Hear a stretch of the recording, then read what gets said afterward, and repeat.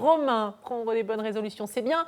Les tenir, c'est mieux. Et comment bien tenir ces bonnes résolutions? Moi, je pense que le mieux, c'est de ne pas en prendre. Comme ça, on est sûr de ne pas être déçu. Ouais, mais alors, du coup, on ne peut pas s'optimiser. Et effectivement, prendre les bonnes résolutions, c'est ce qui va arriver bientôt. Là, il va y avoir les fêtes, on va passer les fêtes, on va tous Il y manger. a eu les boire un fêtes, petit on peu. a tous mangé. Voilà. Et du coup, à un moment donné, il y a des gens qui viennent nous voir au cabinet qui nous disent « Romain, moi, je veux faire régime ». Alors moi, ce que je dis à ces gens-là, c'est que le régime, ça ne marche pas. Il n'y a que les gros qui en font.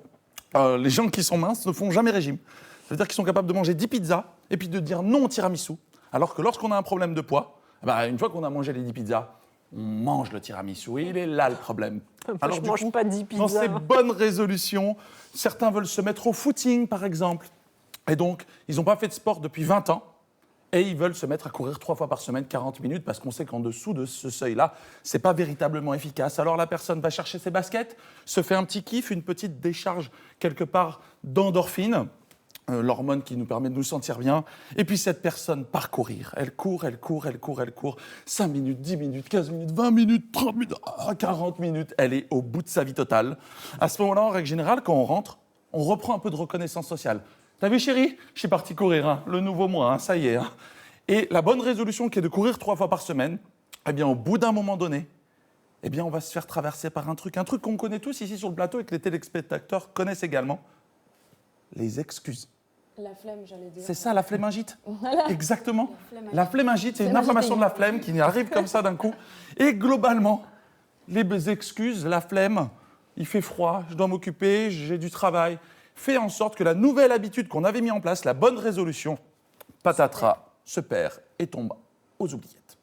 Alors, quand c'est comme ça, il y a une solution extrêmement efficace, c'est de créer des routines, de créer des habitudes. Autrement dit, de choisir le temps durant lequel la réalisation de l'objectif va devenir une priorité. Est-ce que, par exemple, vous avez pris des bonnes résolutions, Emma? Non, mais moi, je suis un peu dans... Alors déjà, il faudrait que j'arrive à me lever plus tôt. Ça, c'est une bonne résolution. Mais là, j'ai réussi ce matin, difficilement. Mais non, je ne prends pas trop de bonnes résolutions parce que Vous avez peur de ne pas les tenir? Je n'ai pas confiance en moi du tout voilà. là-dessus. C'est ça. Et donc, prendre des bonnes résolutions, il va donc passer par une routine. Je reprends l'exemple du footing. Lundi, mercredi, vendredi à 6h du matin. Et il ne faut pas le faire n'importe comment. Quand on n'a pas couru depuis longtemps, la première fois, moi, je demande aux patients de marcher 500 mètres. Pas courir, juste marcher. Parce que durant 3 semaines, vous n'entraînez pas votre corps. Vous allez entraîner votre tête à prendre de bonnes nouvelles micro-habitudes. Vous ne jouez pas pour perdre 5 kilos en 1 mois, en 2 ou en 3. Vous jouez pour changer vos habitudes de vie à vie. Et il y a donc 2 choses avec lesquelles il faut terminer la bonne habitude. C'est le plaisir de s'être entraîné, parce qu'on a toujours fait plus que si on était resté dans son lit à rien faire, même si c'est que 500 mètres. Et deuxième chose extrêmement importante, la frustration. La frustration de n'avoir fait que 500 mètres, pour qu'on se dise « Ah, vivement la prochaine fois que je fasse au minimum un pas de plus », c'est-à-dire oui, mais attention, c'est mètre. une frustration en se promettant de faire mieux, parce que si on est frustré en disant « Mais quel nul je suis, je n'arrive à rien », ça ne va pas marcher. Ça ne va pas marcher du tout. À ce moment-là, on se dit que la réussite de l'objectif, la réussite passe par le fait d'aller s'entraîner, se lever et se mettre en mouvement pour réaliser son objectif. Peu importe le résultat, ce qui compte, c'est la routine. 1 fois, 2 fois, 3 fois, ok, j'ai gagné. Parce que lorsqu'on s'entraîne, on est toujours meilleur que celui qui est resté devant Netflix avec ses chips. Clairement, on est toujours mieux. Donc voilà, comment réussir une bonne routine et le maintenir dans le temps par l'intermédiaire des habitudes et des routines. Les champions, ils aiment les applaudissements. Les champions sont les spécialistes de l'entraînement et pas des applaudissements. Les applaudissements sont la conséquence de l'entraînement. Là, vous parlez du poids, mais il y a aussi souvent arrêter de fumer pour les fumeurs. C'est le même principe? C'est exactement le même principe. Il va falloir transformer les habitudes. Le fameux café-clope, la cigarette détente ou la cigarette plaisir, il va falloir nettoyer ces habitudes-là et les remplacer par quelque chose d'autre. Par exemple, moi, ce que je dis souvent aux patients, c'est vous pouvez fumer autant que vous voulez, mais par contre, vous mettez du rouge à lèvres. Lorsqu'il s'agit des hommes ou des femmes, je leur dis vous pouvez mettre un nez rouge.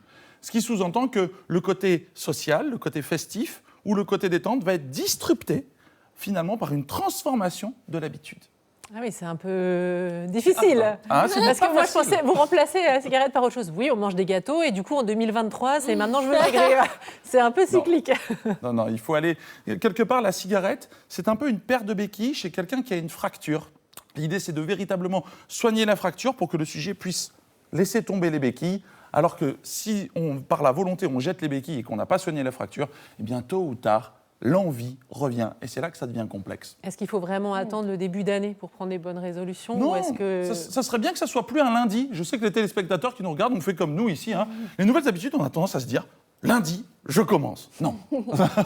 Le lundi, c'est pas un jour particulier. Voilà, il faut commencer lorsque véritablement on en a pleinement envie et qu'on est motivé à fond. Merci beaucoup Romain pour cette chronique.